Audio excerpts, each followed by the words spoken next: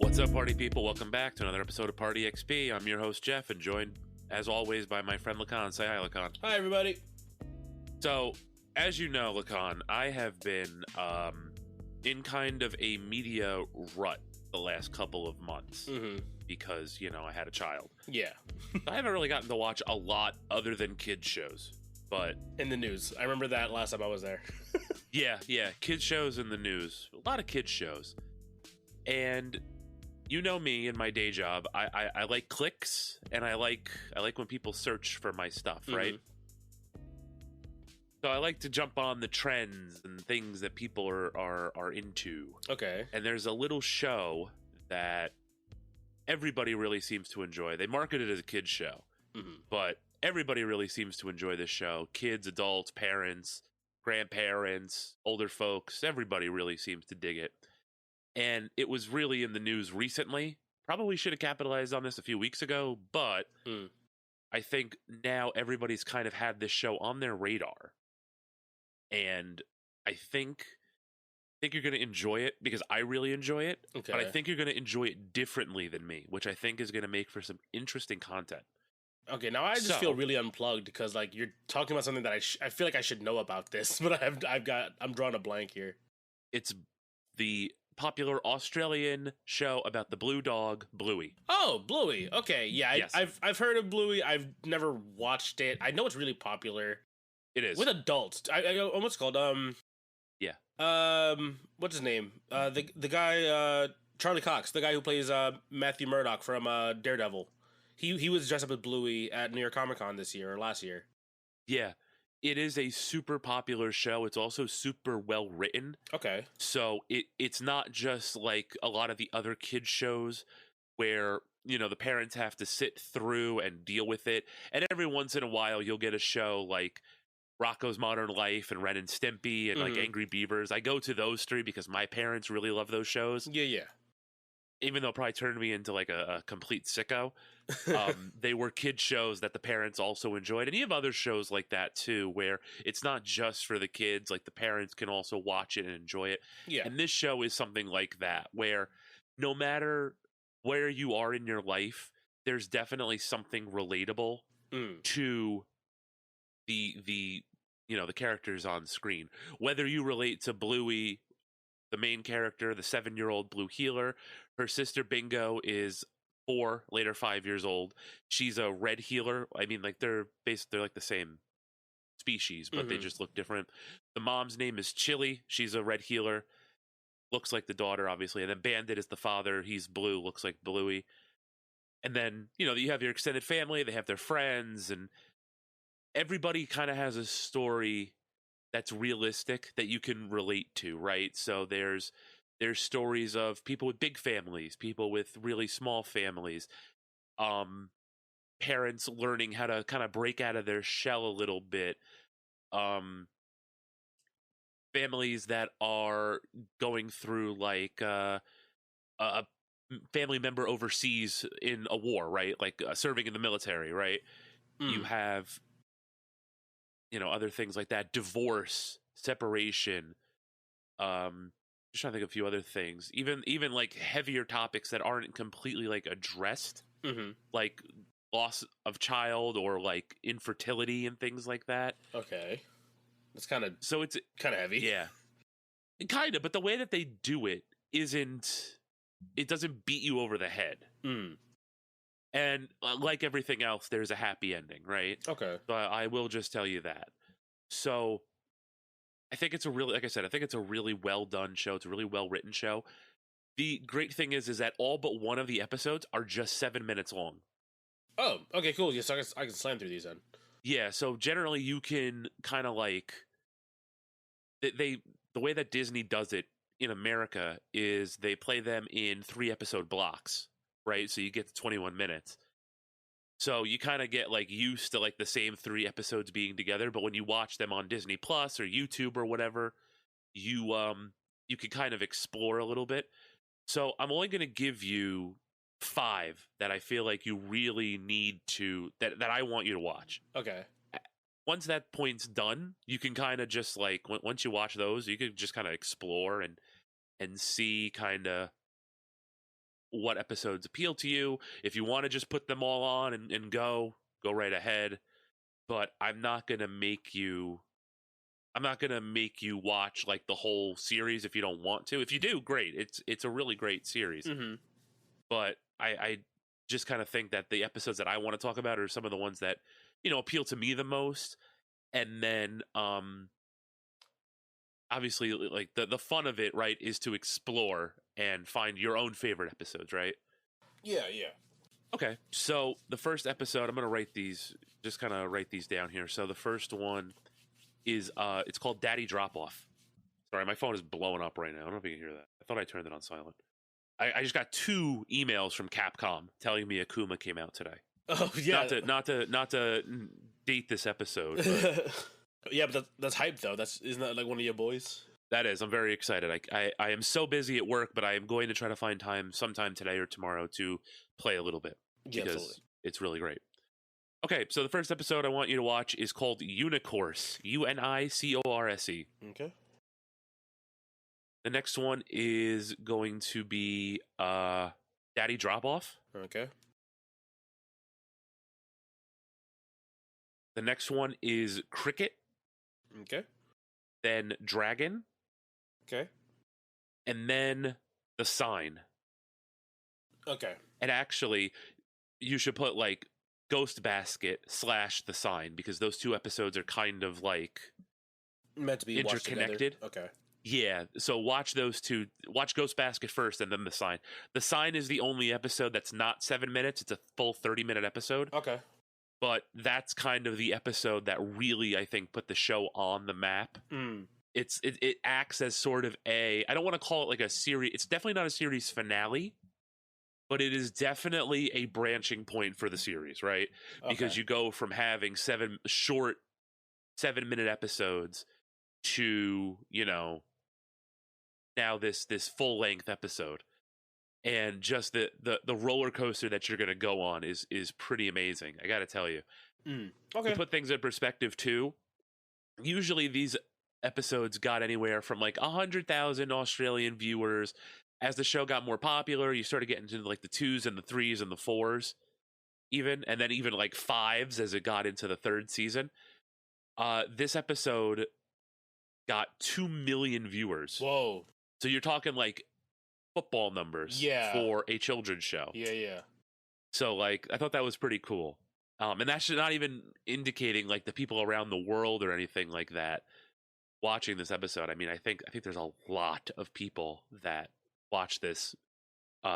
It came out, it released simultaneously across the world, I guess, to avoid spoilers and all that.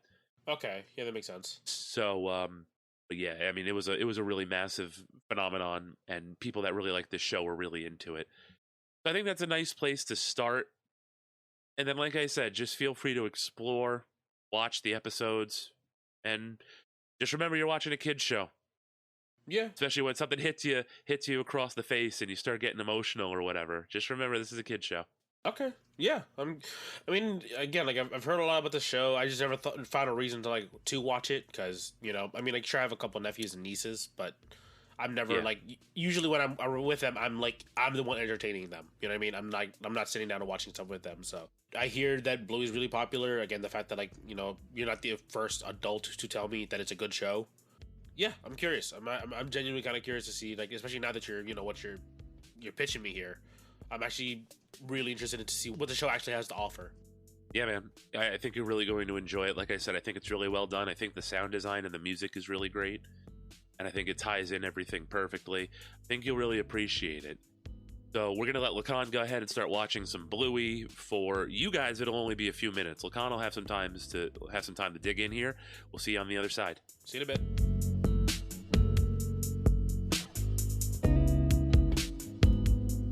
All right, Lakan, it's been a few weeks. I got a new microphone, and you watched a ton of Bluey. What do you think?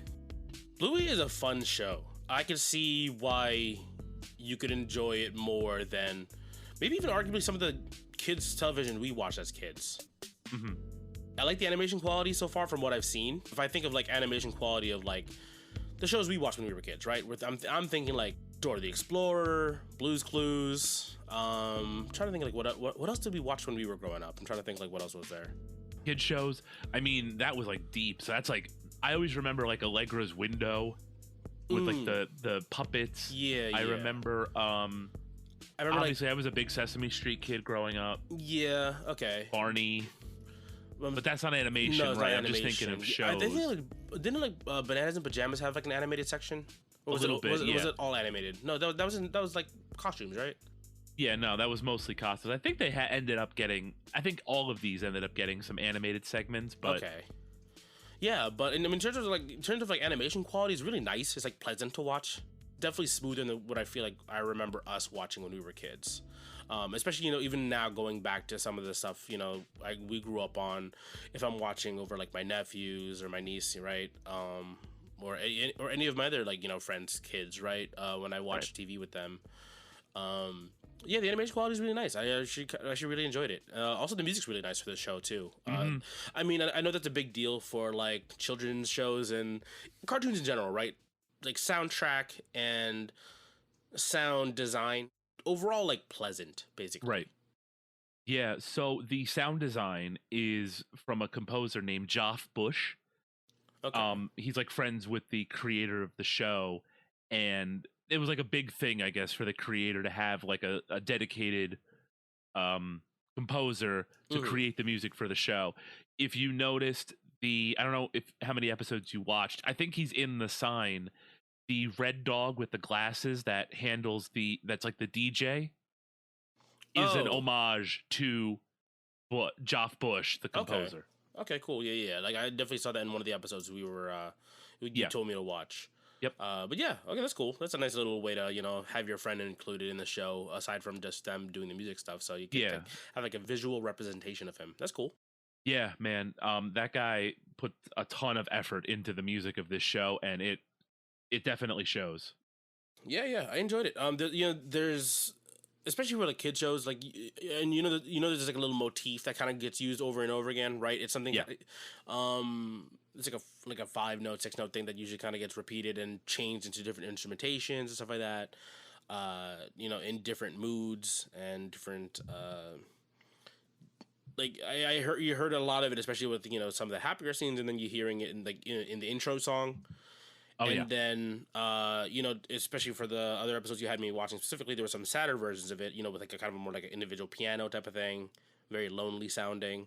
But that that motif is used multiple times throughout the show. Again, not a surprise because again, it's a children's animated series, kind of standard, right, for the most part, in terms of like how a lot of music and audio design goes for these kinds of shows. But yeah, I mean, like again, it was really enjoyable. Like a lot of really cool things that I kind of a big thing when I listen to like a lot of or watch a lot of kids shows, a lot of it can get really grating. You know what I mean? Yeah. Like, because you're hearing the same thing over and over and over again, especially if a kid has like a favorite episode.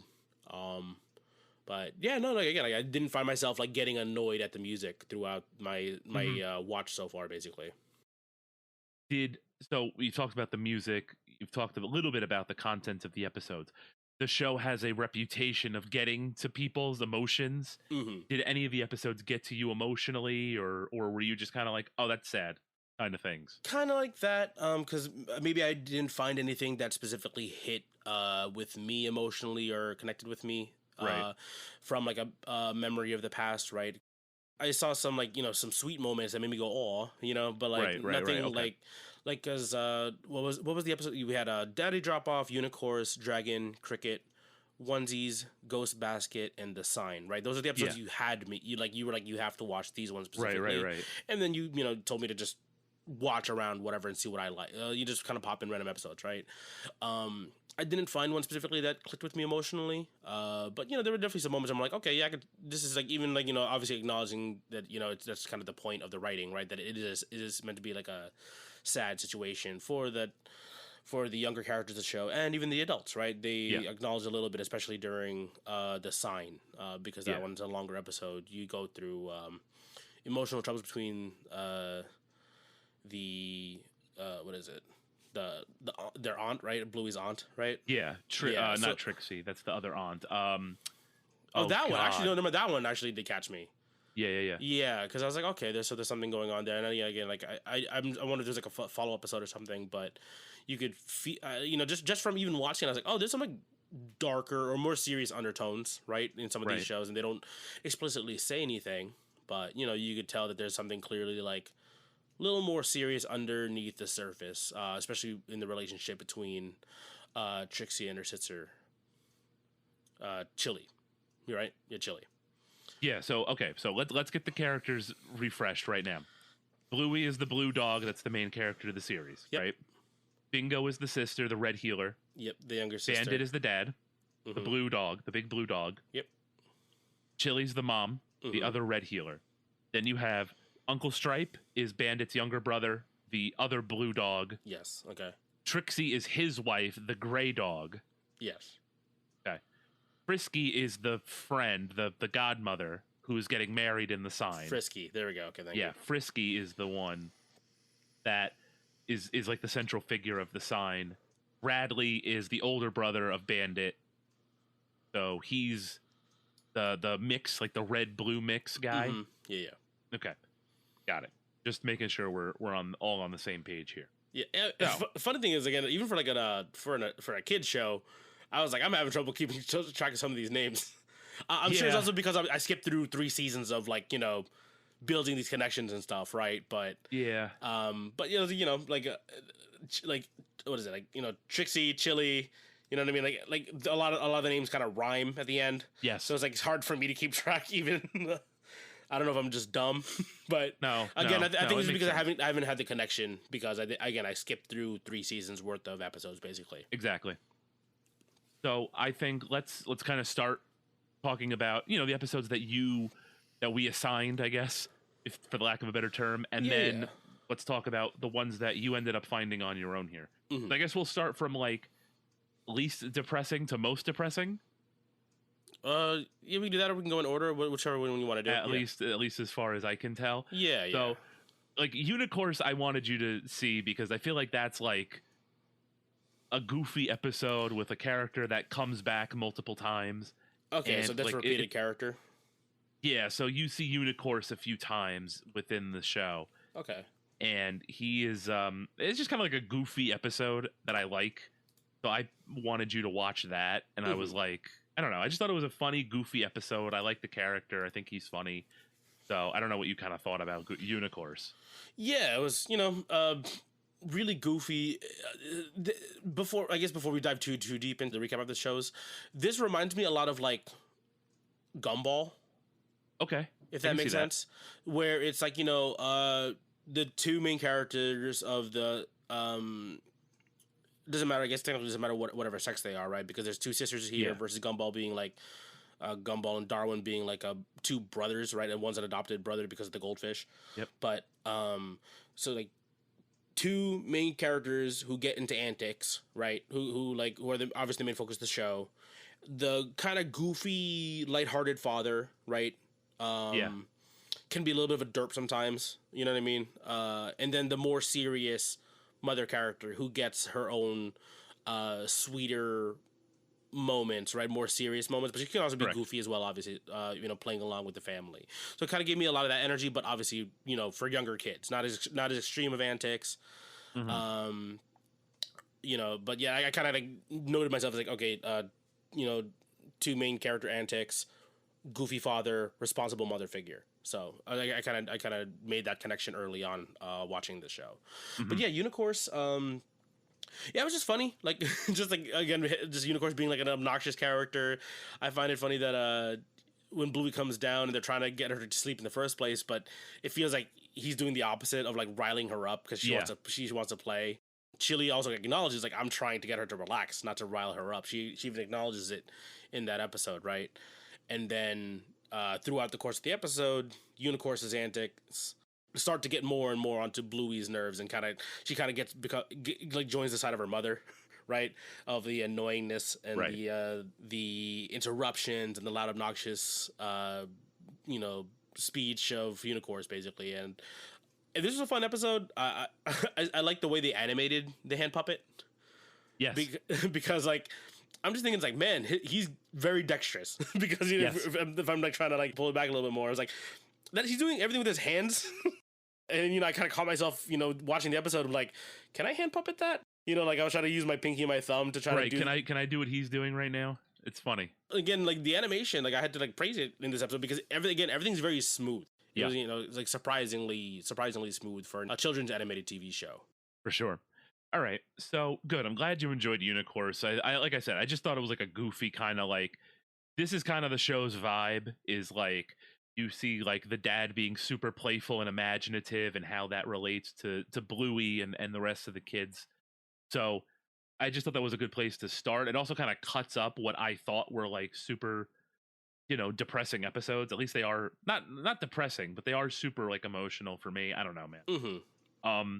The next one I wanted to talk about was Daddy Drop Off, because for a lot of people, and I know like, so Australian Broadcasting Company, the company that originally broadcast the show, ranked all the episodes, and this didn't rank super high, but for me it always kind of gets to me because of kind of what the episode, how the episode ends, I guess, is really what gets me, right? So the whole gist of it is that Jilly's going to work, so Bandit has to drop the kids off at school. So it's his turn. Yeah, so they have to like do things differently, obviously, when you have a different parent in charge of a certain thing. Like things are done a little differently, like, you know what I mean? Even like in my home, like I drop my son off every day, so if my wife were to do it, it would be a different kind of vibe, right, for him, versus she usually is the one that kind of handles the initial going to bed process, so when I do it, it's a little different, right? Yeah.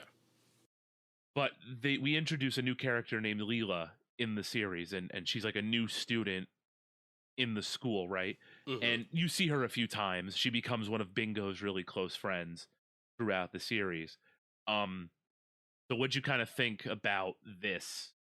Did it kind of, I don't know, did it kind of elicit any callbacks? I mean, you lived like what, 20 feet from elementary school, and yeah, basically, and 6 feet from the high school. So like, yeah. I know a lot of your drop-offs are different than a lot of us. So yeah, I could definitely like, you know, definitely like elicited memories of like my mom being more like relaxed, but like, hey, get it together kind of thing. Get it, you know, get your stuff ready for school. And then my dad, of course, was the more strict of the two growing up. Right.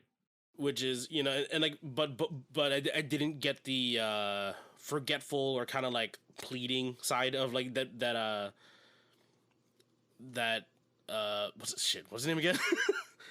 Bandit. Which one? Bandit. Oh yeah. Yeah, that like Bandit had where he's like, I have to like wrangle these kids together. That might also just be like the Asian upbringing, right? We were just told like if we were told something, we had to do it.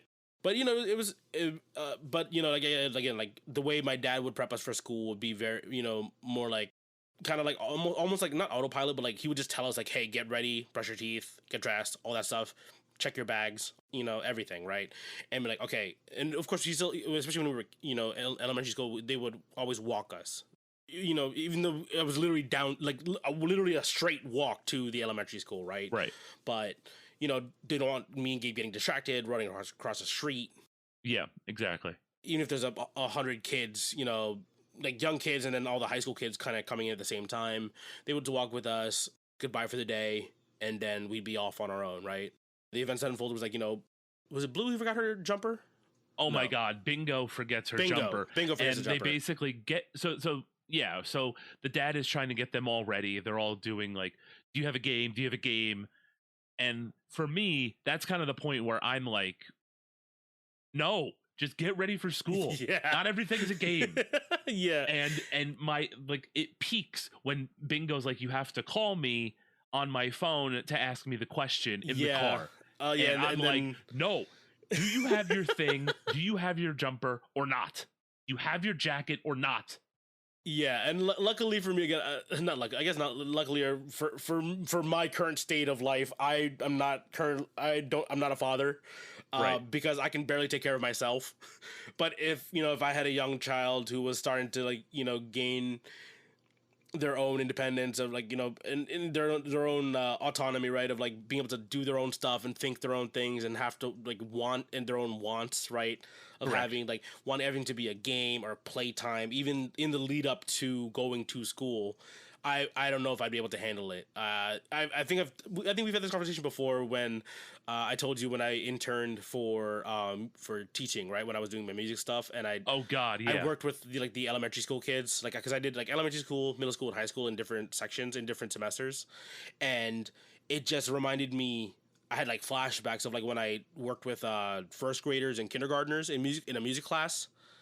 And, if I lose their attention for a second, they're gone. You know what I mean? Yep. And it just, I was like, oh my gosh, like I'm stressed out for Bandit. Like just like during this entire episode, like, yeah, this is the episode where I'm just like almost like kind of like gripping. I'm like, oh my God, please, Bluey, Mingo, please, just reel it in for a second. Right. Just, yeah, like, come on, man. Like, just answer the question because you need this. And yeah, no. So and like, then at the end of it all, she forgot it. So he had to go back anyway. And I was like, oh all my the way God. back. Oh my God, I would have screamed at that child. Oh my God, I love them to death. I would love my children to death, but holy crap, dude. Yeah, and again, I luckily I'm most I get is like I'm an uncle, you know what I mean? So it's like, okay, it's like I can help get them gathered to go, my nieces and nephews and my friends' kids, I'm Tito, right? It doesn't matter if I'm actually related to them or not. Yeah. Hey, you got your jacket? You got your bag? Cool. Okay, we're out. We're good. You know what I mean? It's like I don't have to deal with I don't know what's in that bag. Hopefully you just have everything you needed in there. Right. So we're good kind of thing. But yeah, man, like I was like, this is stressing me out. Like for a kid's show. I was like, oh no, please just straighten up for a second, please. It's just one straight answer is all I'm asking for. Let Bandit get through this part of the day. Right? No shit. So that's kind of where I'm at with it. The part that always kind of gets to me is the end. So you meet Leela in the beginning, and she tells it kind of like cuts away, right? So Leela's kind of like by herself. She's like, "That's how I met Bingo," right? Yeah. So the end of the episode, Bandit has to play wind up bingo with Bingo to get into the classroom. Very cute. Right? So Bandit pretends to wind up Bingo like she's a toy soldier, and she walks into the classroom, and Leela's there hiding because she's the new kid and she doesn't know anybody, right? Yeah, she's very shy. She's hiding behind a little fortress of blocks. Yep. So wind up Bingo stops moving. The wind has ended. Mm-hmm. And so she sees Leela because obviously she's not hiding very well. She's like, hey, can you wind me up? And Leela comes over and winds her up, and they start playing wind up together, right? Yeah. And then she's like, Bingo's my friend now, and I hope we're friends forever and ever and ever. And it kind of cuts through them, showing them in kindergarten, in like elementary school, middle school, and high school, right? And at their high school graduation. Like a little flash forward sequence. And I don't know. That always gets to me because that's what we had. Mm-hmm. And I want that for my son to have friends like that have absolutely been there for like every step of the way. So that's kind of why that episode always resonates with me. And that's kind of the cool part about every kind of any show, right? You have different episodes that kind of speak to you and your own unique sort of, your own unique sort of thoughts and emotions, right? Yeah, and your own experience, connect with your own experiences and stuff.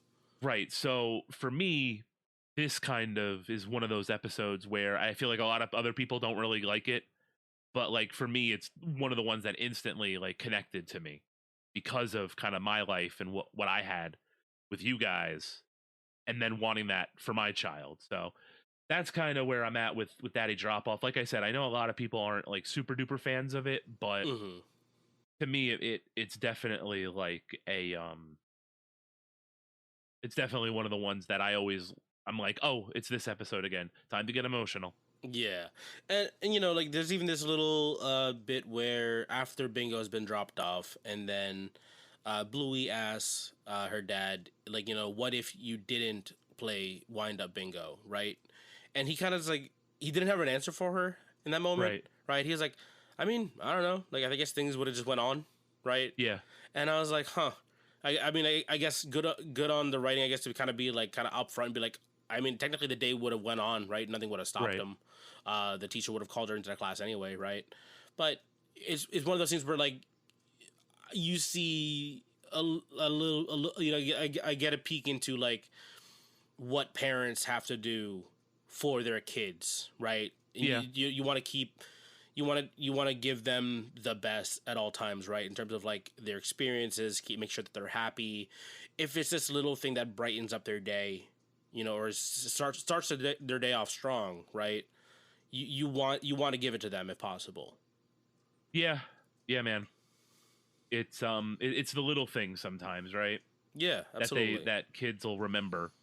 So yeah. I thought that that's a nice scene too, where they're like, well, I guess I didn't have to, but I did, and it was fun because he wanted to, and it was fun. Yep. Exactly. Yeah. It was. I don't want you crying on me during this episode, okay, Jeff? If I made it through that, I should be able to make it through everything. Okay. Yeah. It was, again, like, I think maybe people just didn't like that episode because maybe it was too real. Maybe too many parents have had that experience of like just trying to wrangle their kids together just to get them out the door and it's go to class. I have work today too. Like I have things to do. Maybe that's why. For sure. All right. So next up was Dragon, which is an episode all about the family coming together and drawing a dragon story, right? So Bluey's trying to draw a dragon story. She's trying to tell a dragon story, but she can't draw a dragon, right? Yeah. So first, I think her and Bingo are there together, right? And then it was her by herself, and then the dad comes over. Then Bandit comes in, yeah. Okay. And then he joins her, and then you could tell that his like style's a little more crude, right? A little more like sketchy, right? Even and then I believe Chili comes in next, right. And then Bingo comes in last. Kind of like a wrecking ball, just like excited that they're doing something together. Really cool episode in terms of the way they did the art style, because they made all the characters voiced. They voiced their own drawings. Their own drawings have different varying levels of proficiency, I guess if you want to call it that. Because I'm not trying to judge the idea of like a dad who's like, okay, I can't really draw, but I can sketch, and then a kid who's kind of like getting their first experiences of like trying to draw and get better at it and kind of acknowledging their own difficulties in doing so, right? And then Chili comes in, with these really more refined, I guess, drawings, right? Right. Much smoother lines, smoother animation. She even has a full-on like animal with her. She drew like a horse because that was the animal she wanted to draw quite a bit in the in the flashbacks that you'll see of every character trying to learn, or the two adult characters at least, learning how to draw. So the reason Bandit's style is a little crude is because he would always draw cars, but his classmate said those don't look like cars, or put a damper early on art for him. And so it kind of dissuaded him from continuing to draw, right? Meanwhile, you see Chili with her mother for the first time. By the way, you see her mother. You never see the mother mentioned, or even a picture of her or anything in the series. So that's third season. Yeah, third season. Okay. Yes. So, oh wow, so they go a while then without showing the mother in there. Then okay. Yeah. Or the grandmother, I guess technically. Yeah, technically the girl's grandmother, right? Yeah. Probably because she's not around. Yeah. Okay. So yeah, that's the case then. Right. So Chili's trying to draw horses. She can't get it right. She's like, why don't I read the book? She's like also like hard on herself too as well. Right. You kind of see that too. Like it's almost like a versus Bandit having an outside stimuli tearing him down, right? Or like or like teasing him. It's her being hard on herself and her own abilities. Exactly. So, the whole thing is that the mother gives her, the confidence to continue drawing horses. Hey, it doesn't look like the book, but it's good for a 7-year-old. So just keep at it, right? Yeah.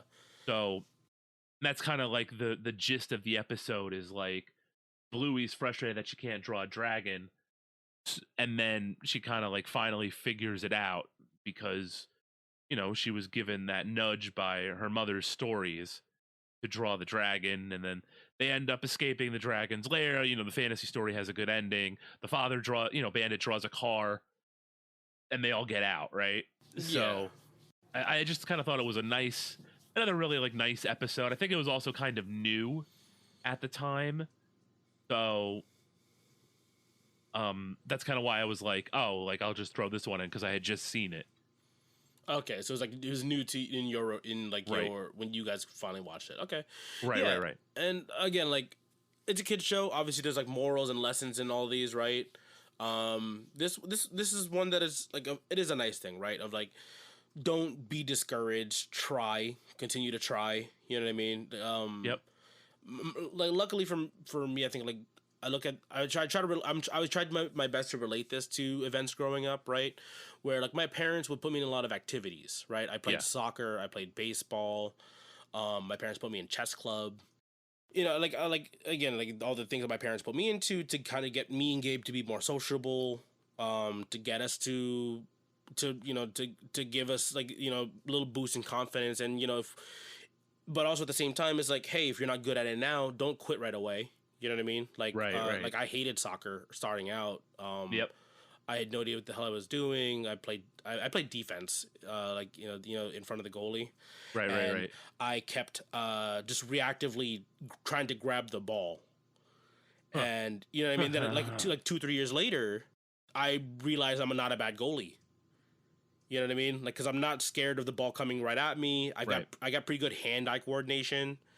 So like because I stuck with it, I ended up finding out I'm a goalie. You know what I mean? And same thing for baseball. Like I was scared of the ball growing up, and I got hit in the top of the head one time. You know what I mean? Like because my dad never threw. I think for a short while he threw like those softer baseballs at us. Like when we were playing catch, and then eventually I think when I was like 9, we moved to like 8 or 9. We started moving to like the real baseballs, and so, and one of those like tipped my glove, hit me on the top of the head. I cried, but and then he was like, well, I mean, like you gotta get good at catching the baseball. You know what I mean? Like you gotta learn. Don't take your eyes off the ball. Don't swipe at the ball. And then again, I got pretty good at baseball as well growing up. So again, it's like the encouragement that that Bluey felt from Chile, from her mom. Again, it gave me a lot of these like kind of rekindled a lot of memories and kind of brought them back to the forefront of like my parents being very supportive. Luckily for me, right, being very supportive growing up, right, and even going into like my teenage years, right, of my parents being very supportive of my love of music. I ended up going to college for it. So the fact that I had that support and kind of never got discouraged by them into doing from away from something. I was like, okay, like like I have I was getting like a rush of like memories from my childhood and young adulthood, basically. Right. Okay. Yeah, I kind of figured that you'd end up with something like that, so that was good. Surprised it didn't get you going at all, like a little emotional, but all right. A little bit, again, like I don't know if it's just because like again I have these fond memories of my childhood, right? Right. Especially now that my mom is no longer with us. I would even like sometimes personally, like aside from the show, it definitely made me think a lot of my childhood, right? Yeah.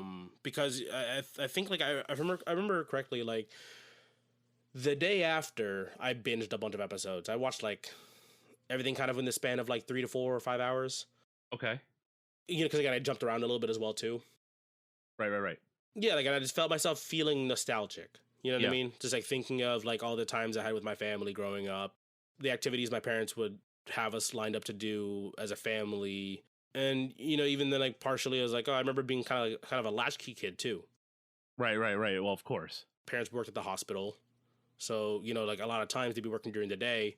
I'd get home and then they would join us around like 5, 6 in the afternoon. Yeah. You know what I mean? Yep, I remember. So I would get that. And I get memories of like, like my dad having dinner with us at the little kids table. Yeah. So I was like, okay, yeah, like absolutely. This is like a fun part of like my childhood. So I was like, I'm a lot of those memories got rekindled. Yeah.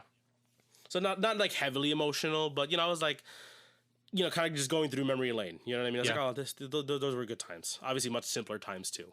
Yeah, trying to get you. Anyway, so the next one is a fan favorite. A lot of people really love cricket. The episode about cricket, where basically all the adults are trying to get Rusty, one of Bluey's friends, out in cricket.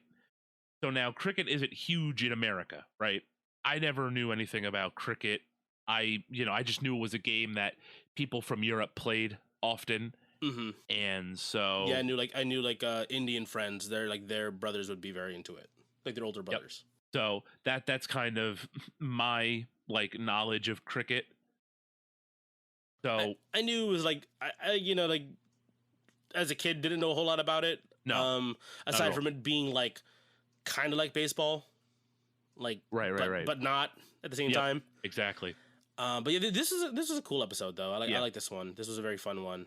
Again, like a lot of like themes in here that or topics that I didn't think would get brought up in a kids show. This episode specifically, because I remember you mentioning it before in the first half. But we see that Rusty's father is not around all the time because he's in the military. Yeah, and I was like, huh. I was wondering how they were going to integrate that into a kids show. I don't know if that was on recording or not, because I remember we chatted for a little bit after the first half recording. But I was curious to see what they were going to do with it. Yep. Yeah, and I think that, I don't have any experience with that. I know you have a little bit of experience with your brother being in the military, right? So you go quite often without seeing him or being able to talk to him easily, right? Yeah.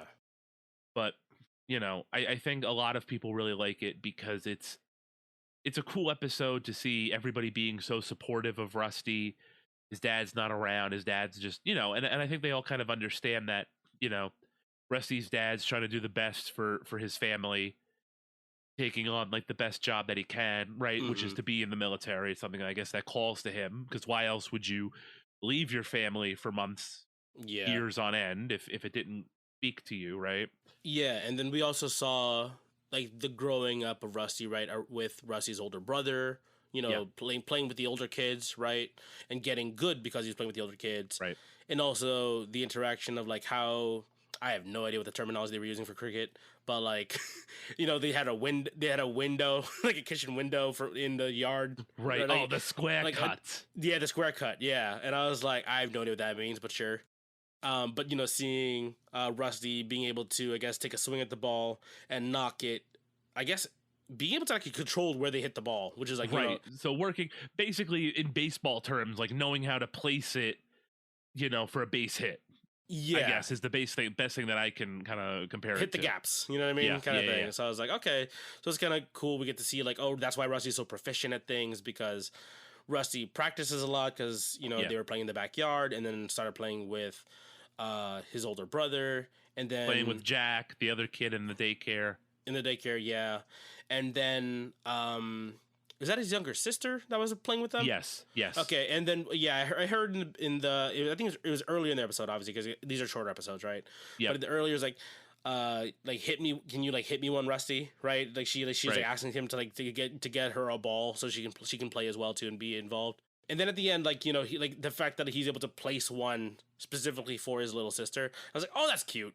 That's super cute. And but yeah, it's kind of the dads all being kind of like, okay, we're all trying to not be like a father figure in Rusty's life, but like make sure that they never feel alone, I guess, if that's how what I was reading in this episode.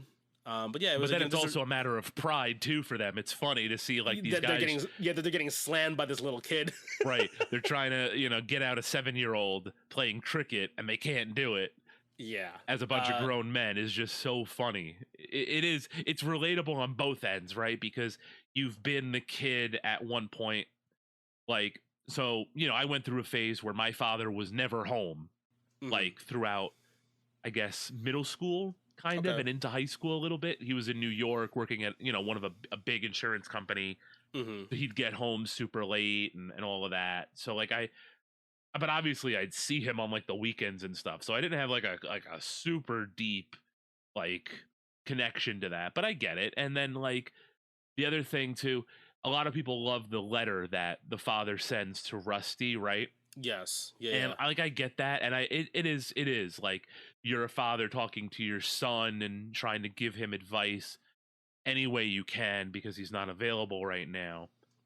But to me, the scene that always gets me is when they're all finally together on the beach and they're playing cricket on the beach, right? Yeah. So that's the one that always kind of gets to me. As to like what, I don't know, for whatever reason, just seeing them all together finally is so heartwarming, and it's like that's the goal, right? That's why you do all that stuff. That's why you go away and you serve for X amount of months so you can come back and all be together, right?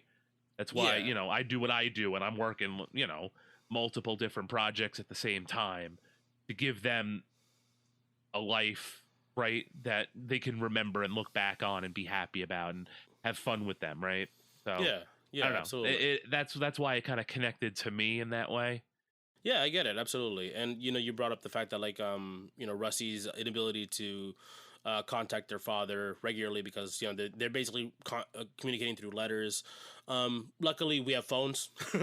Yeah, right. So like I've mentioned it before. And you mentioned it a little bit ago. My brother's in the Navy, and for like months at a time, I don't hear anything from him. But like I can send him emails, but he can't always send back.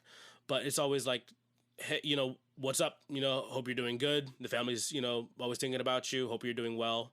Here's some life events. Like yeah, right. The culture's still bad. Like I don't know what else to tell you, kind of thing. You know what I mean? I have to condense like months of events into like an email. Yeah, right. And whatever we can do to help. Cause he also mentioned it too, like obviously getting those emails from his wife and from me and the fam, and all of our friend group, right? Brightens his day when he's on the submarine. Like he hears like, oh, we got a couple emails. It's like, okay, cool, feels good. You know what I mean? It's like a nice little pick me up. So it's like, okay, right. It's we have that more convenient form of it, I guess. I guess it's a modernized form, right? Instead of writing a letter, it's an email. Yeah. But it's whatever you can, right? Whatever you can do to relay love and care to your families in the service or whatever, however you can. And I'm sure that if you talk to any other friends who were in the military, or family members who were in the military, if they were deployed overseas, like, the letter call, I think that's the term that I've heard before. You know what I mean? When you hear like, oh, your family sent you a letter or right. sent you an email, we're forwarding, the military will always like forward it to you, kind of thing. Those were big. You know what I mean? Those are big morale boosters for those people who serve. So, again, like I kind of understand a little bit of that aspect of the story. And again, it was just a really heartwarming. Yeah, you're right. Like the end when you get to see everybody, they did the whole family together, right, is like a very nice heartwarming moment.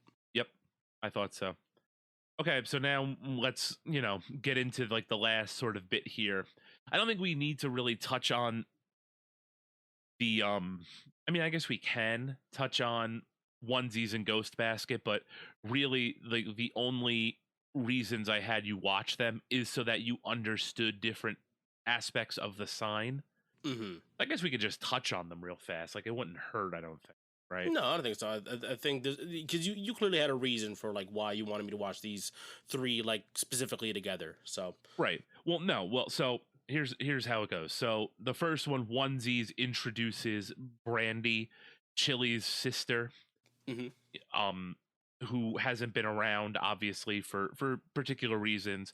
You come to find out that she's having trouble like conceiving, having a child, right? Yeah. So it deals with infertility kind of under the guise of very tasteful. Yeah, very, right. Like, very again, like a kid wouldn't understand that, but I could see how like parents could see this part of an episode and be like, oh wow, okay, this is a pretty serious topic that again we'll go over like a kid's head, but for them it's like, okay, right. I can actually like connect with a kid's show. Exactly. So that's basically the whole gist of like why that episode is important, because you then see Brandy again during the sign. Ghost Basket introduces two things to you, really. Well, one thing to the general audience and then one thing to you. The overarching game of grannies. Mm-hmm. So the grannies come around multiple times. They are one of the most beloved games sort of in the series. Okay. Janet and Rita. Mm-hmm. Where basically the girls dress up as old ladies and do stuff. I immediately thought Golden Girls. Like, right, exactly. Kind of like sassy old ladies kind of thing. That's kind of the character that they were kind of going for. And I was like, oh, that's fun. Exactly. So it introduces the grannies, and it also introduces the sign, right? So Ghost Basket is all about Bandit pretending to be a real estate agent because he's trying to sell the house while the two old ladies are still living there. And then you come to find out that maybe intentionally they're playing this game because Bandit is also trying to sell the house. And the titular, the sign, appears at the end of the episode, right? Yeah. And I guess also, like, maybe it's a possible way for him to try to get his kids open to the idea of the situation, right? Yeah. Get them, make them aware of, like, okay, this is a thing where, like, if we sell the house, you will no longer be living here, you know? Right. And it's playful, right, for the entire episode. But there's like a realness, I guess, that the kids were kind of playing along with, you know, in character. Right. In character, they were like, able to understand, like, oh, we're no longer allowed here, right? Yeah. Which we see in the sign specifically, where like it doesn't even click for Bingo almost the entire episode, that they're no longer, like, they're selling the house and they're not even gonna be able to live in the house anymore. Right. So yeah, so that's kind of like the next point of the sign. So that episode leads into the sign, which is the 28-minute episode. You then see Bucky, the same kid who gave Bandit crap about drawing cars, right? Is his real estate agent, which is kind of funny. It's kind of like a flex, like, you're gonna hire him, this kid that bothered you in high school, to make you a ton of money selling your house. Yeah. You work for me now, kind of, right? Yeah, and also, like, a little bit of, like, that small town, like, right, kind of sentimentality, where it's like the people you grew up with, you know, may have been, like, not enemies, but, you know, definitely were maybe not saw eye to eye early on, and then you realize as adults none of that matters. You know what I mean? You're kind of like, oh, we're all kind of still living our lives, and, you know, obviously you've grown up and things have changed, right? Well, not really, because Bandit isn't particularly thrilled with Bucky whenever they interact. I don't know if you noticed that. Yeah, true. Yeah, but like you can definitely tell there's a lot of stress going on with that, and then also, well, I mean, I guess the call in the car is a little bit different because he's trying to hide it from his kids. Yeah, that's yeah, exactly. But yeah, sure. So you see him interacting, you know, I guess cordially, right, professionally, if you want to call it that, with Bucky, and. Right. Yeah, and you kind of see Bluey being more aware of... Right, because she's the older one. So she kind of sees the sheepdogs who become kind of like the other central character in the show, who are the people that are going to buy the house from the healers, right? Yes.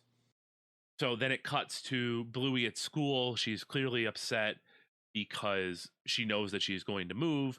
She then announces to the class that she's going to move. But not before probably the most important line, I think, in this show's, like, history. Bluey asks the teacher, Calypso, why do stories always have happy endings? And Calypso says, well, real life already gives us enough sad endings, right? So every once in a while you need a happy ending. So... you know, that's something that always triggers me, and then not triggers me like triggers, right? But like, it makes me appreciate happy endings in stories a lot more, because like you said, like she said, like the cartoon dog said, life gives you enough bad stuff to go on, you know, your daily life. Every once in a while, let's just have a win, right? Yeah, and there's also, I don't recall if it was with the teacher, where it's like, how do you know it's a good ending? And then she says you don't. But it's kind of like, it's almost like kind of inferred that, like, you know, you don't know what the ending is gonna be. Yeah. So you might as well roll with it, right? They have this, like, kind of thing that where you also see it as well with Chili and not Trixie. Frisky, there we go. Where again, like, you know, because she's obviously unsure with her marriage and how things, you know, her upcoming wedding, and how what the future will bring, right? Right. But it's like, you know, she, again, kind of like acknowledgement of, like, you know, you gotta roll with it, right? This is what your path is as of this moment. Not everything's gonna be perfect, but yeah, it's up to you to make the best of it. And I was like, it's a very like, again, like a kind of a mature lesson to to hear about in a kid's show. I don't think I had I don't think nothing pops in my brain when I think of like Blue's Clues or like Dora. I'm just like, I don't think I ever had that heavy of an episode when we was as a kid. Yeah, the closest thing I can think of is Rugrats and how they approach certain things. Chucky's mom, maybe, yeah, trying to explain the story of Moses to children. Mm-hmm. I think there's a few others in Rugrats, but I think Rugrats did a really good job too. Like now that you bring it up, Rugrats I want to say is probably like the closest I could think in terms of like dealing with like more, not serious. I mean, serious, right? I guess more mature topics, right? And in a way where again it could theoretically go over a kid's head, but like if the parent is in the room watching along, it's like, oh, that's a good thing to kind of have in my tool belt, the way the show explains it, you know, for me to try to expand upon it when, interacting with your child down the line. But yeah, it was a very busy episode. There was a lot of gags throughout the episode, right? There was like the whole the cop who like said like, as they were looking for Frisky, right? It was like, right. So let's get to that point, right? So basically, after school, Bluey's upset.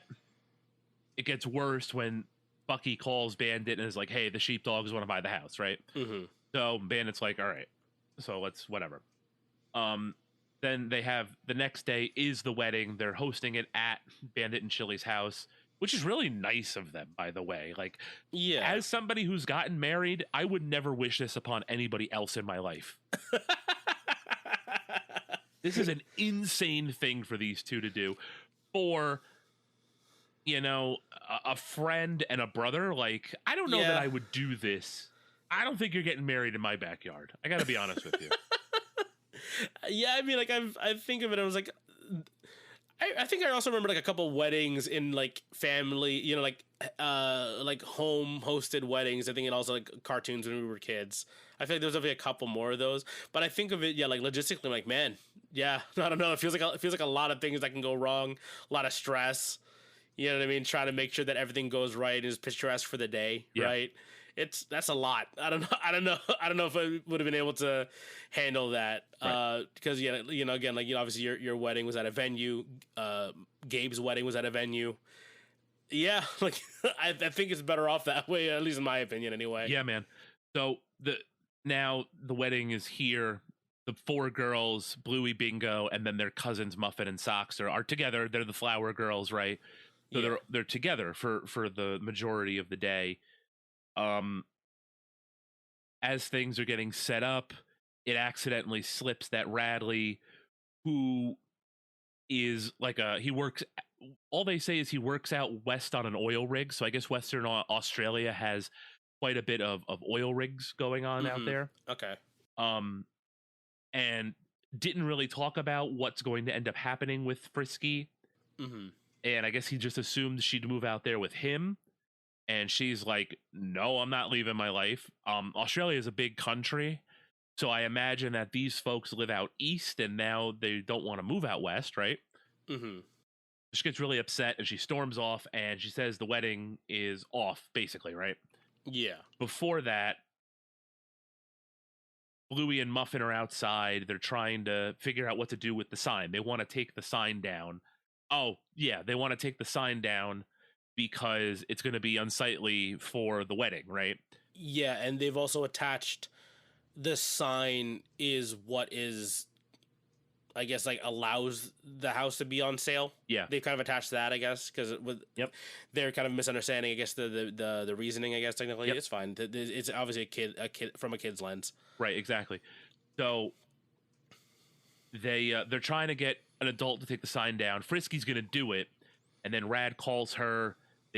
Which is bad luck. You're not supposed to talk to your wife the day of the wedding, right? Is that a thing? Yeah, it's a thing. You're not supposed to see her or talk to her. Oh, I thought it was only see. I didn't know it was a talking was that thing. Okay. I might have talked to my wife. I didn't see her though until before. Things are going well. It's fine. Right. Anyway, Frisky gets mad. They leave, and then she leaves. And now the kids don't have an adult to take the sign out, which is the biggest thing on their mind. And Chili then realizes, oh my God, this wedding doesn't have a wife anymore. Yeah. So Chili and the girls go looking for Frisky. Bluey gets to sit in the front seat because, as the episode accurately portrays in Australian road law, if the seats in the back of the car are filled with car seats, a child who would normally need a car seat can sit in the front.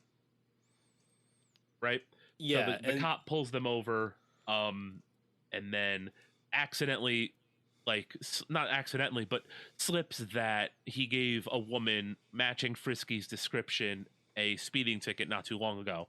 So they ask where she was headed, so they follow where she was headed, right? Yeah, and quick short aside here, that's like, regardless of like the writing, that's a good callback gag. Not even not even or not. Is that a callback? I guess, but like the fact that they like set it up and then immediately paid it off like with the same thing, like, oh, that is a rules, that is a law. Okay, cool, good to know. Yep. And I like that actually got like a chuckle out of me. Yeah, so they end up stopping at like a cafe, like their Frisky's favorite cafe. So the girls are looking for her, and in classic like cartoon gags humor, Frisky's behind them, doesn't see them, and walks out right from the ladies' room. Mm-hmm. Which it's like, just turn around. Yeah. So then they continue to look for Frisky, and it ends up that she's at like the Lookout, which is where her and Chili used to hang out, right? Mm-hmm. So they end up meeting Frisky there. They have like the big whole conversation. Multiple sorts of conversations end up happening. So Chili and Frisky end up talking about Rad. Chili and Bluey end up talking about moving. It's just like a whole big. This is like kind of like the maybe like the apex of the episode, right? Like where everything sort of crescendos. Yeah, because like, you know, the conversation about like moving into unknown territory and experiences and breaking away from your comfort zone, right? Because again, like Chili's voice, she didn't want to leave, but she was ready to support the decisions made by Bandit. Yep.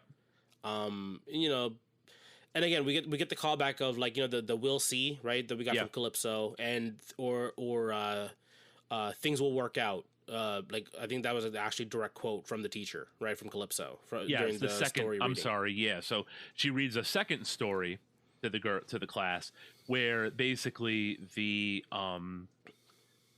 gist of it is you just have to trust that things are gonna work the way they should, right? Yeah, the ending in that story that she read to the class was a little bit more open-ended kind of thing, right? And so, you know, they call back there during that more serious conversation that Frisky and Chili were having. Yep. All the while, the kids they do this comedic visual gag where like we see the kids basically causing mayhem trying to look through this little like the overlook binoculars. Yep.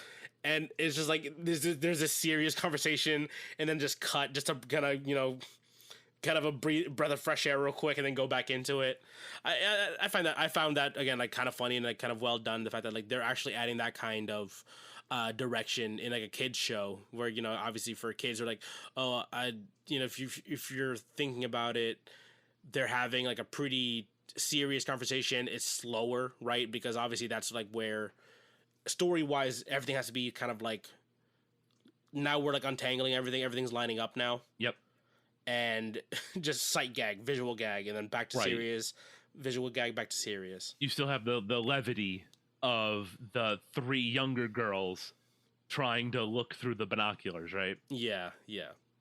So then Rad shows up somehow. He found Frisky, I guess. I don't know. Because he knows her. I guess so, yeah.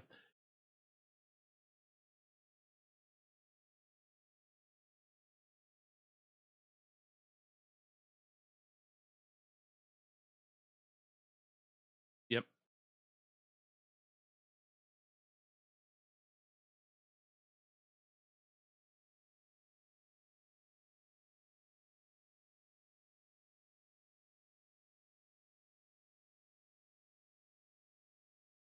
Yep. The couple makes up, the wedding's back on, They head back home. You start seeing people come through. Brandy, who originally had trouble conceiving, is pregnant, which is, kind of why I brought up the onesies episode in the first place. Right. The onesies episode. They have the wedding. Brad is going to end up staying east, I guess. They're staying home. They're not moving out east. Brad's just going to get a new job, which I think is kind of the first tip to Bandit that hey, everything's going to be all right if you just stick around. You don't have to take the new job, right? So yeah. And also just quick note here. I found this in the wiki, when I was looking up the show a little bit. The show is kind of based in or inspired by Brisbane, which I think isn't Queensland. Yes.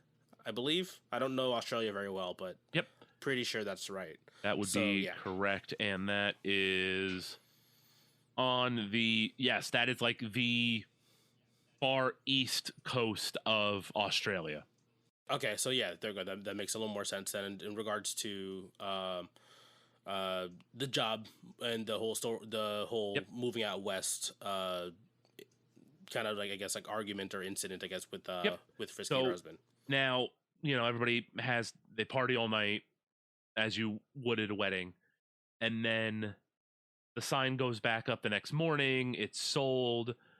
They start moving everything out of the house because they're getting ready to move. And now Bingo finally understands what selling the house entails, right? So they move the table. Chili has to kind of explain to Bingo what this means. She's distraught because obviously her friends are leaving. The aforementioned Leela won't be coming with her. She can't take the sign out by herself. Bluey's kind of come to grips with it and is like, okay, everything's gonna kind of work out. But a stroke of good fortune comes their way. So the sheepdogs are at the lookout. They end up seeing a house that is also for sale from one of Bluey's classmates. Winton's father is moving out into and getting together with another pair of classmates, the Terriers' mothers. So there's a new house on the market, and it has a pool, which is what the sheepdogs wanted. Yeah, which they reference it in the beginning of the episode, I think, right? That it's almost perfect, right? If it only had a pool. So they end up rescinding the offer. Bucky calls Bandit, hey, the sheepdogs rescinded the offer.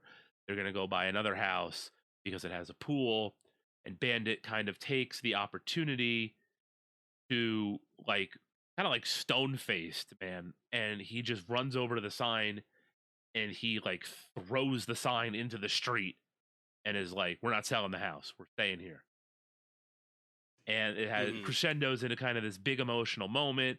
The music playing in the background is actually from the teacher, Calypso. Her voice actress is the person singing the song. Oh, and they all jump out of the car and hug. Very pretty song. Yeah, it's kind of the perfect song for the moment. And then they re-enter the house. They're eating dinner on a cardboard box, but they're all together. And the happy ending.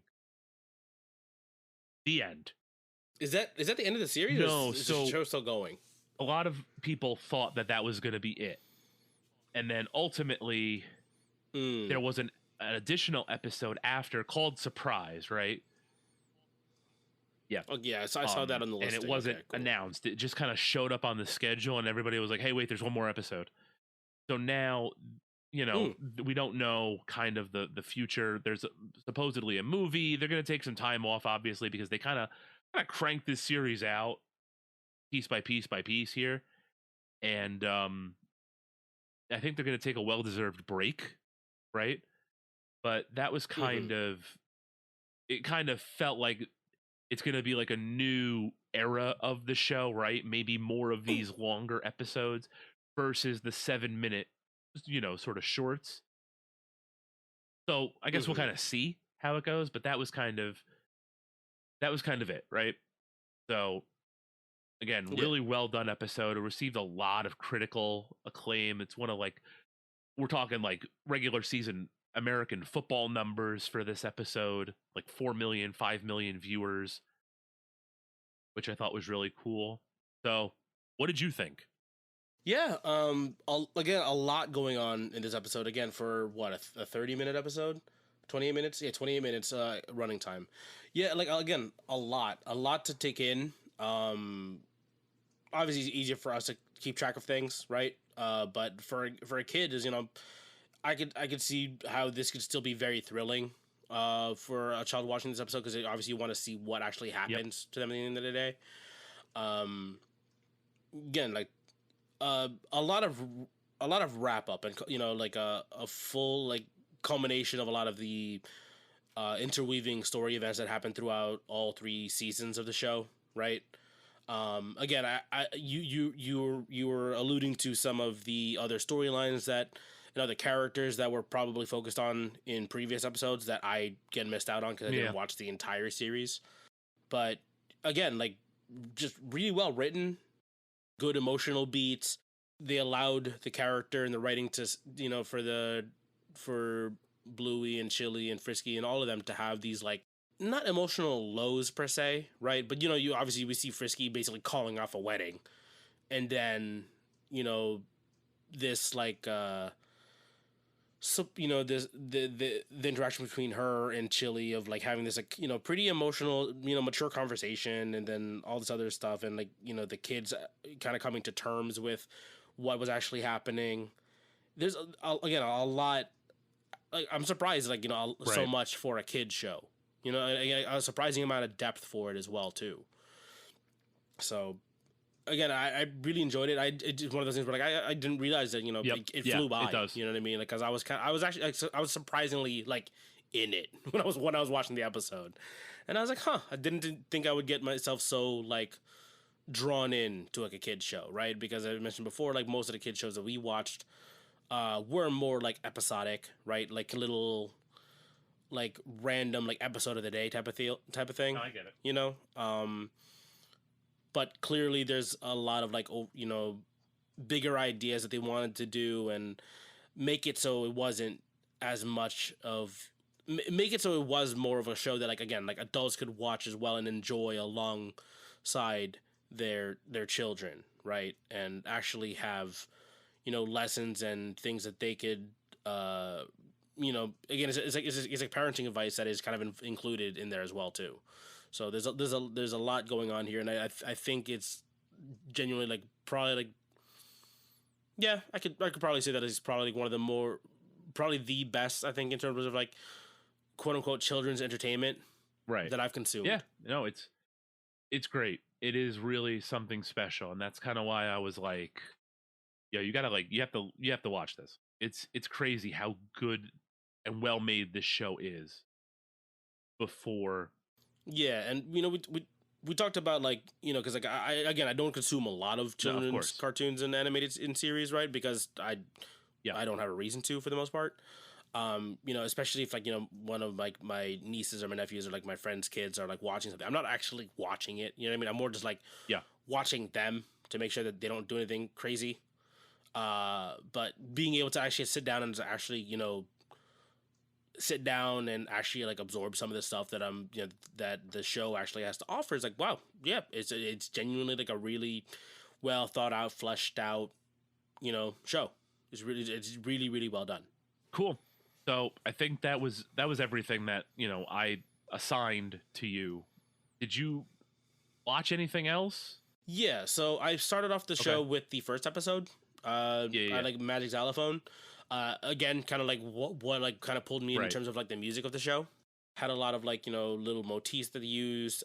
It gives a very good, quick introduction to the characters of like this is the dynamic. Bandit is very like playful with his daughters. Yeah, like I watched that first, and it was very fun. The whole sharing, right? Because Bluey was being not letting Bingo hit the xylophone. And it is very that one's a very like quick and like very upfront of like, oh, this is the moral of the episode kind of thing. I was like, oh, that's fine. I just assumed that most of the episodes were going to be like that. So on going forward. But again, we get a couple episodes down the line, like when you gave me onesies, and I was like, oh yeah, this is not exactly a clear moral of the story. for kids to pick up on. It's there. You just have to keep an eye. You have to keep an eye out for it, especially as an adult. You'll be able to pick up on it more. Hospital, I think it's the second episode. Yeah. Yeah, and again, you just kind of get to see more of the again, they're introducing the dynamic of the family, right? Where Bluey is more rambunctious and kind of like up to getting to more like kind of like playing and wants to kind of do her own thing, and like has like an idea of how she wants to play. But then, you know, we see that Bingo's very also like emotionally mature, right? Because she doesn't want Bandit to be like unhappy, because that one is like there's like a what is it? There's like a cat inside his belly, right? That was the or there's a mouse inside of his belly. That's the like little fake X-ray they did for him, and why they were treating him in the little play hospital game they were doing. And then, you know, they came out at the end of it with like, okay, well, I don't want you being here and unhappy. So, you know, she like Bingo switches it up a little bit on Bluey and kind of gets Bluey to play along kind of the second part of the game to have like more of like a resolution for Bandit as a quote unquote patient in that little game that they were playing. Yes. You know, Hotel was a fun episode, right? They run like a little hotel at home. Let me see here, because I went from like season 1 to season 2. I saw, which one was it? Queens. Oh, I like that one too. It's funny.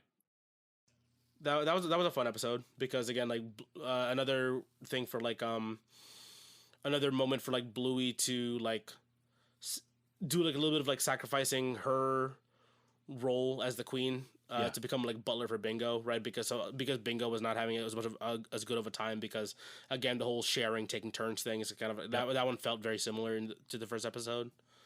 Again, it just kind of jumped around a little bit, basically. I just missed out on a couple of the other side characters that you mentioned. But yeah, you know, again, I just kind of bounce around. It's like one of those things where, like, I might keep this on like in the background, like honestly, because like, you know, again, they're very simple stories, very simple episodes. They are. Simple morals for, you know, lessons for kids. So it's like, okay, why not? Like, I can see myself like actually watching this in the background and not feeling like weird about it. Yeah, no, I get it. You know, because there actually is like an overarching storyline going on. Anyone that you didn't like from like the 10 ish episodes, 10, yeah, I want to say I watched around like 10 to 15, somewhere between there. Episodes that I watched, no, I didn't see one that I genuinely didn't like disliked. I think it's also because I'm you know, kind of agreeable for the most part. And I already kind of not came in with low expectations, but came in with like, you knew what you were getting into. Yeah, it's a kid's show, so like what is there actually for me to hate? I mean, I say that, but I've seen Coco Melon, and that makes me want to rip my eyes out. Not good. Yeah. But yeah, again, like, it's like when I was watching this, I was like just pleasantly surprised that there was a lot more going on than from what I remember of the kid shows that we watched back in the day, and I can actually like recall and actually, you know, pick up on the stories and lessons that they're trying to portray for young viewers of the show. So yeah, I genuinely did not find an episode that I didn't like. Which one episode was your favorite then? I mean, I guess just because it had the most to give like in terms of like content, like the sign. Like I can see why this is a big episode. Yeah, I'm looking at the episode list right now. You know, most of the viewership numbers are on of Australian viewership numbers, right? Most episodes sit around like 320,000 to like 450,000. That's a kind of like a average range-ish that I'm seeing here. Some more than others, obviously. Some breaking to the 500,000 for viewership. But just for, again, like you said, Australian viewership by itself is 2.2 million, almost 2.3 million. Yep. So, you know, again, there's again, I think it's like, just for me, just sheer amount of content for that episode, a lot, right? I guess I got to actually like sit down and just like kind of roll and, you know, ride along with the story for a bit and actually get, you know, pretty invested. But yeah, it's a good episode. Again, just genuinely very well done. No, it's definitely a fun watch. It's better than a lot of the other stuff out there. It's a nice mix of stuff for kids, stuff for the parents. Even my son, who's like not even, you know, old enough to really watch shows, gets into it. He likes the music, he likes the cartoon dogs, obviously, and so I I definitely put it on for him whenever it's on, and he digs it. So I just thought it was a cool little, like I said, I'm not watching too much else these days, so it was like, well, this is basically the only thing I'm watching that I could like recommend. And I think people, even like adults, really dig this show. So for me, like, it made sense to kind of just give it to you and just see what you thought. Just because I know you appreciate art, and this is art, so I'm happy you enjoyed it. Yeah, and like I've even asked a couple of my other friends who are also parents, right, of young children, ranging from I'm talking like ranging and a pretty wide range, right, from like 2 to like 7 years old right now, right? Yep. Yeah, they also told me that they enjoyed the show just for what it is. You know what I mean? Like, it is actually like something they can actually sit down and watch with them and not feel like, oh, this show again. You know what I mean? Like, they actually don't feel, because I'm sure like after a while, like even like for me and Gabe growing up, it's like if my parents see me watching Barney for the first, for like for the 100th time, it's like, oh God, please find anything else to watch, please. Yeah. But yeah, my friends have said they actually enjoyed the show as well too, and like it's a surprisingly good show. Adults are actually willing to like throw their own hat in the ring, be like, yeah, like I will watch this with my kids. Yeah, man. Good. Cool. So if you made it this far, thanks so much for joining us down this trip on a children's show. I know it's a little different from what we normally cover, but I said, I thought it was just a fun little thing to go over, especially like I said, because I haven't watched anything else. Yeah, we got an hour of content out of us talking about a kid's show. It's like, that I wouldn't expect that to happen. Yeah, man. So if you've made it this far, again, thanks so much for listening. Be sure to like, subscribe, share, all that good stuff. And we'll see you next time for something that's hopefully a little more age appropriate. Take care, y'all.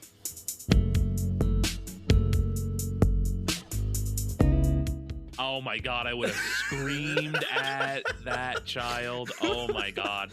I love them to death. I would love my children to death, but holy crap, dude.